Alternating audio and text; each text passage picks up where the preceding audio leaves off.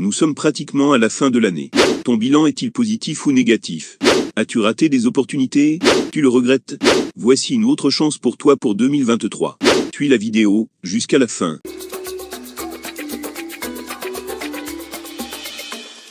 La prochaine vague de milliardaires en Afrique sera des agriculteurs. Le besoin se fait sentir de plus en plus.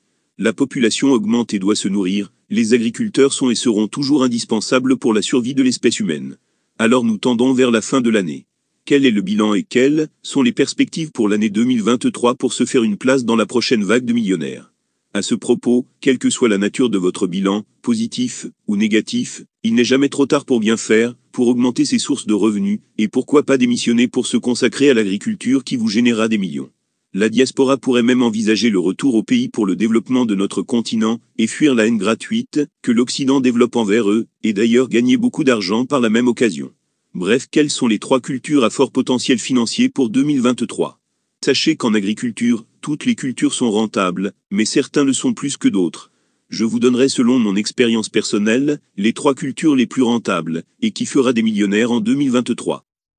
Bonjour amoureux de la Terre, bienvenue sur AgriChannel Africa, la chaîne dédiée à l'agriculture en général, et à tout business connexe.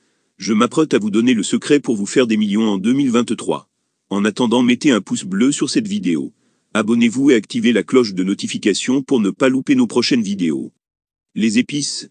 Les épices sont des substances végétales, aromatiques ou piquantes, servant à l'assaisonnement des mets. Les épices font partie de notre quotidien culinaire.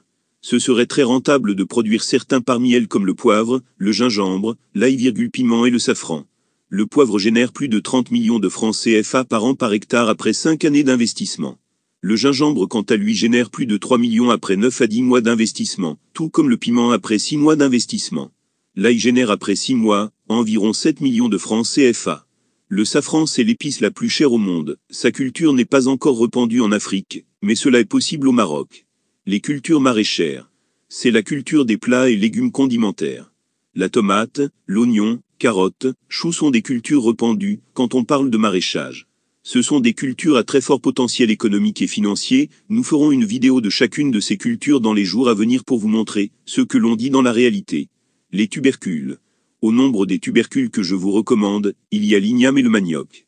Ce sont des cultures à faible investissement et à fort potentiel. La culture du manioc nécessite environ 500 000 francs CFA d'investissement, tout comme l'igname aussi d'ailleurs. Voilà la substance de ce que je voulais vous présenter, ces cultures feront assurément des millionnaires dès l'année prochaine. Ne vous faites pas surtout compter l'histoire. Sautez dans le bateau, et enrichissons-nous tout en développant notre continent. Abonnez-vous et à la prochaine.